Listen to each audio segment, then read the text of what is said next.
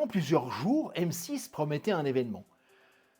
Dans l'émission Appel à témoins, une partie était consacrée à l'affaire Xavier Dupont de Ligonnès, l'une des plus grandes énigmes criminelles françaises. Des millions de téléspectateurs devant leur écran. Et puis, un témoignage tombe en direct. Un homme se présente comme un prêtre. Il affirme avoir rencontré Xavier Dupont de Ligonnès. Mieux encore, il affirme l'avoir entendu se confesser. Une révélation potentiellement énorme, une preuve de vie, un rebondissement historique. Sauf que, quelques heures plus tard, tout s'effondre. L'évêque de Carcassonne dément formellement l'histoire. Il affirme ne jamais avoir donné son accord. Il déclare même que ce prétendu prêtre n'existe pas dans la communauté religieuse citée. L'affaire devient alors un scandale médiatique. M6 présente ses excuses. Julien Courbet reconnaît publiquement que la chaîne a probablement été piégée.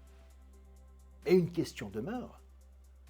Comment une chaîne nationale peut-elle diffuser un témoignage aussi extraordinaire sans vérifier immédiatement les informations les plus simples? Car selon l'évêque lui-même, un simple appel téléphonique aurait permis de vérifier l'histoire. Et c'est là que le débat commence. Erreur journalistique, excès de confiance ou conséquence directe de la course permanente à l'audience. Car aujourd'hui, tout le monde parle de l'émission, tout le monde parle d'M6, tout le monde parle de Dupont de Ligonnès. Et parfois, dans le monde de la télévision, le buzz devient lui-même l'information.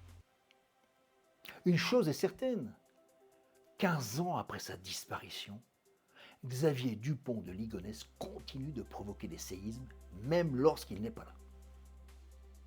Et cette fois, ce ne sont pas les enquêteurs qui se retrouvent sous les projecteurs, mais les médias eux-mêmes. Regarde